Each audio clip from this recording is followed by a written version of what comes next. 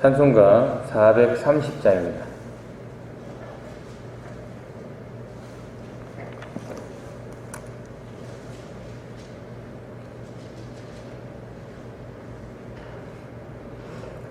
주와 같이 길 가는 것 즐거움이라는가. 우리 주님 걸어가신 발자취를 밟겠네. 한 걸음 한 걸음 주 예수와 함께 날마다 우리 걸어가리. 어린아이 같은 우리 미련하고 약하나 주의 손에 이끌리어 생명길로 가겠네. 한 걸음 한 걸음 주 예수와 함께 날마다 우리 걸어가리. 꽃이 피는 들판이나 험한 골짜기라도 주가 인도하는 대로 주와 같이 가겠네. 한 걸음 한 걸음 주 예수와 함께 날마다 우리 걸어가리. 옛 선지자의 녹같이 우리들도 천국에 들려 올라갈 때까지 주와 같이 가겠네.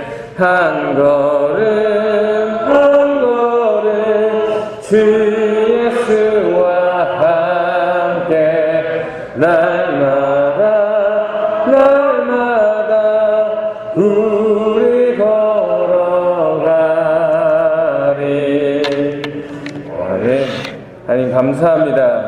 오늘도 우리 주와 같이 이 길을 걷게 하시고 우리의 생명을 연장시켜 주시고 그리스도인으로서 살아가게 하심을 너무나 감사합니다. 오늘도 이 주신 말씀 또 묵상하며 또 주어진 이 하루를 또 주님의 뜻대로 살아내는 귀한 하루 될 수 있도록 인도하여 주시옵소서. 감사합니다. 예수님 이름으로 기도드립니다. 아멘. 오늘 우리에게 주신 하나님의 말씀 요한복음 12장입니다. 요한복음 12장 44절에서부터 50절까지의 말씀입니다.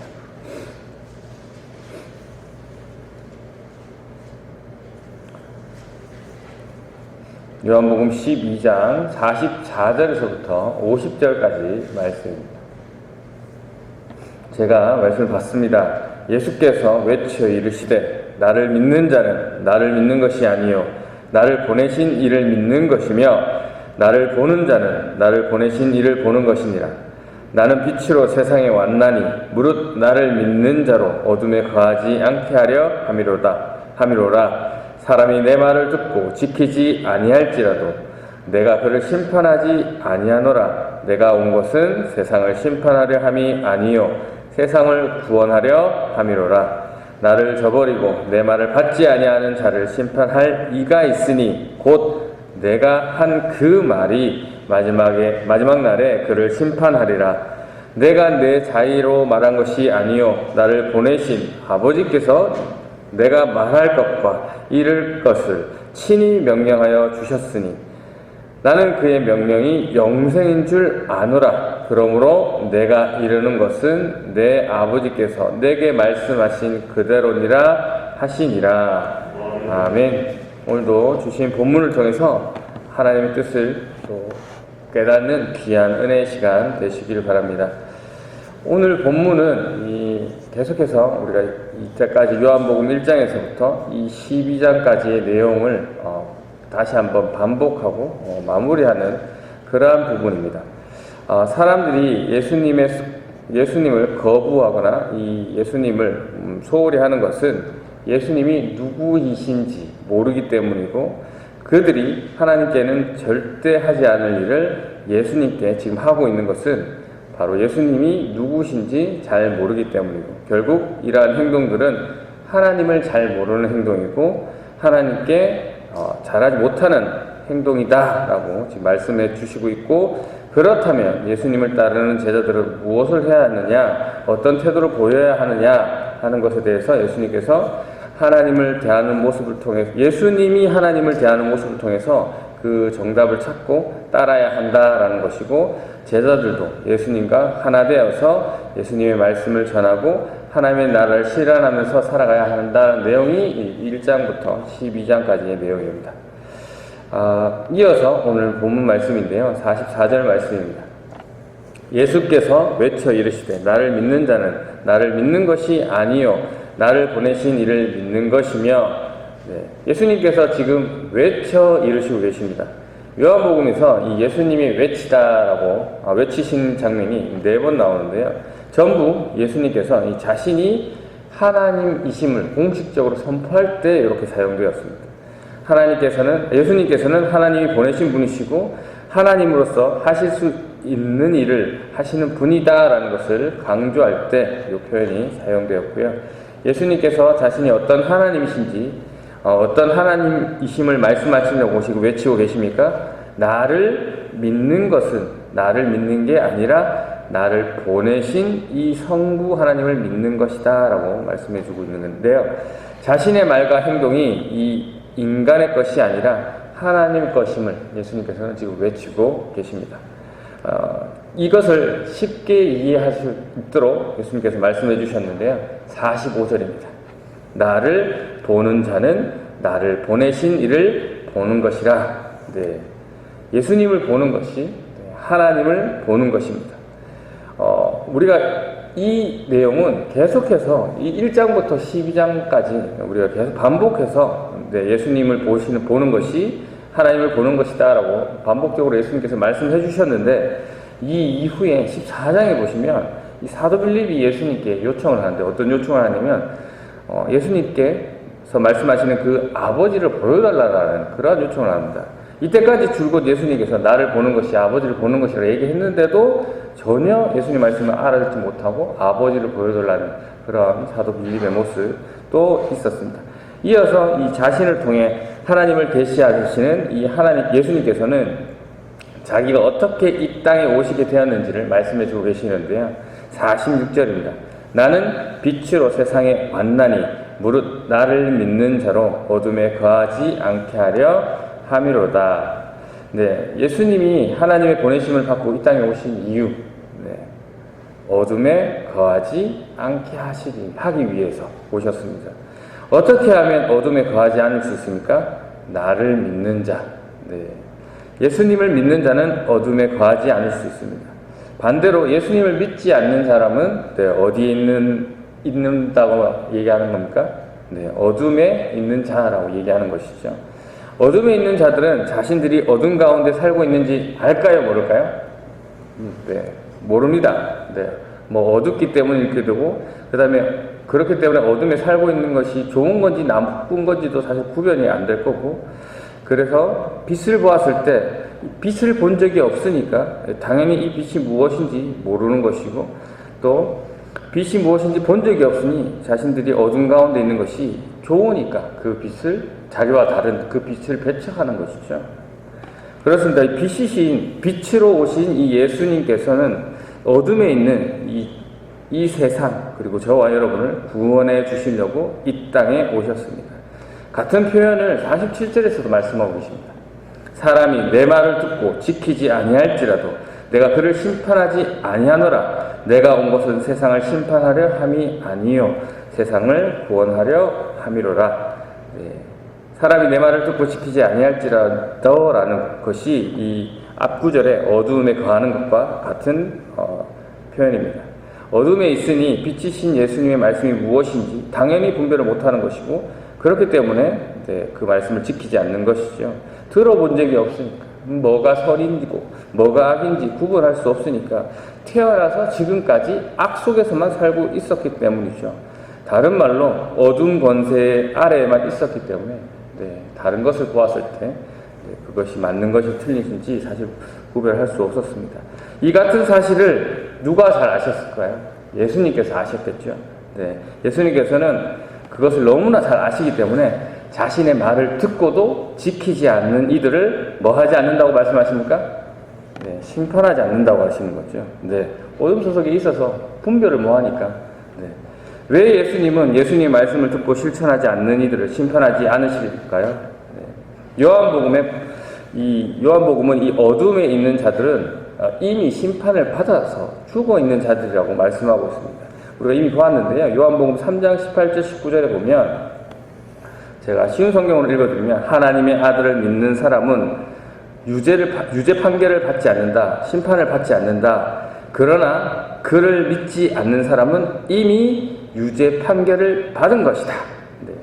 그것은 사람이 하나님의 독생자의 이름을 믿지 않았기 때문이다. 판결의 내용은 이렇다. 빛이 세상에 와 있지만 사람들은 빛보다 어두움을 더 좋아하였다는 것이다. 그들이 어두움을 더 좋아하는 것은 그들의 행위가 악하기 때문이다. 그렇습니다. 예수님께서는 이미 심판을 받은 자, 이미 이 죽은 자들을 불쌍히 여기시고 이 땅을 구원하러 오셨습니다. 그러면 예수님을 믿지 않는 자들은 이미 심판을 받아서 죽어 있기 때문에 심판이 없습니까? 48절입니다. 나를 저버리고 내 말을 받지 아니하는 자를 심판할 리가 있으니 곧 내가 한 그 말이 마지막 날에 그를 심판하리라. 이미 심판을 받아서 영적으로 죽어 있는 자들이지만, 죽어 있는 상태이지만 마지막 날에는 완전한 심판이 있음을 말씀하고 계십니다. 무엇이 심판을 한다고 말씀하고 있습니까? 내가 한 그 말이 심판을 한다고 말씀하고 있습니다. 예수님의 말씀이 예수님을 저버리고 예수님의 말씀을 받지 아니하는 자를 심판하시고 있습니다. 그러면 예수님이 말씀하시는 이 그 말, 여기서 예수님이 하신 그 말은 무엇입니까? 49절에 나와 있습니다. 내가 내 자의로 말한 것이 아니요 나를 보내신 아버지께서 내가 말할 것과 이룰 것을 친히 명령하여 주셨으니, 그 말씀은 예수님이 나중에 마지막 날에 심판하실 그 말씀은 자신의 말이 아니라 성부 하나님의 말을 기준으로 심판하실 거라라는 것이죠. 정리해 보겠습니다. 이 예수님의 말씀을 듣고 실천하지 않는 사람은 이 마지막 날에 예수님이 하신 그 말에 의해서 심판을 받을 것인데, 그 이유는 그 말이 성부 하나님께서 예수님에게 하신 명령이시기 때문이다. 그렇기 때문에 50절입니다. 나는 예수님은 그의 명령이 영생인 줄 아노라. 그러므로 내가 이르는 것은 내 아버지께서 내게 말씀하신 그대로니라 하시니라. 하나님의 아들이신 예수님께서도 하나님의 명령의 말씀이 영원한 생명임을 아셨습니다. 그리고 예수님은 그 아버지께서 자신에게 하신 말씀 그대로 제자들에게 전해주고 계시는 것이죠. 여러분, 어떤 사람이 물에 빠졌습니다.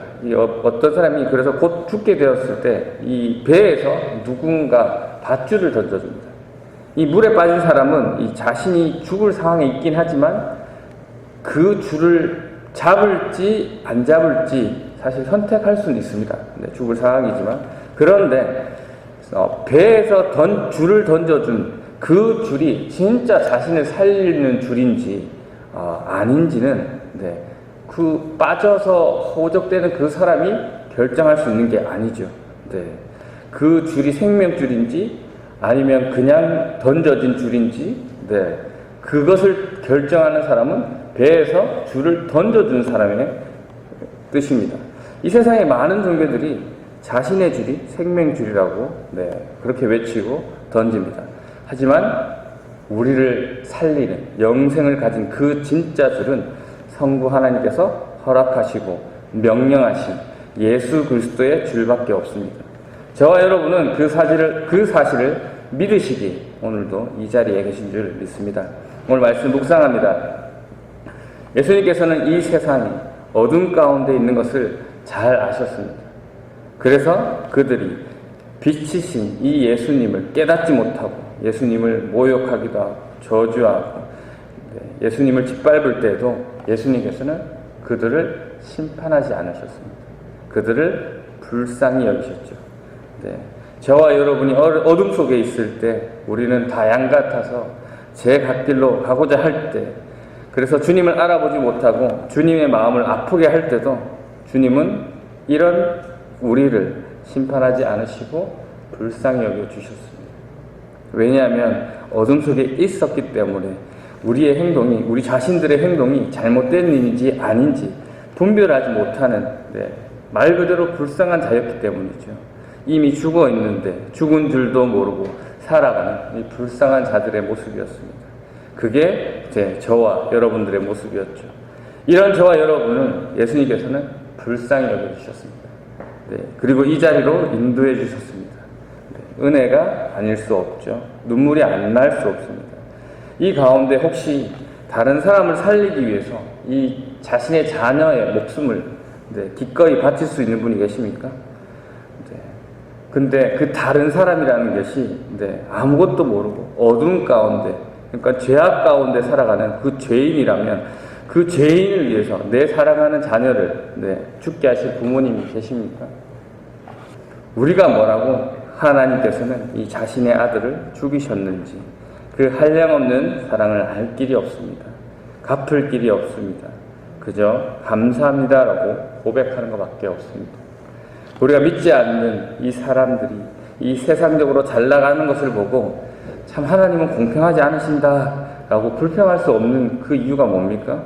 그들이 심판 아래에 있는 이미 죽은 자들이기 때문입니다. 그렇기 때문에 자신들이 어둠 속에 살고 있는지도 모르고 잘 나가는 자는 그런 불쌍한 자들이는 것이죠. 그렇기 때문에 우리는 그러한 자들을 보고 가슴 아파하고 눈물 흘리고 그 영혼들을 주님께 인도하기 위해 기도하는 것이죠.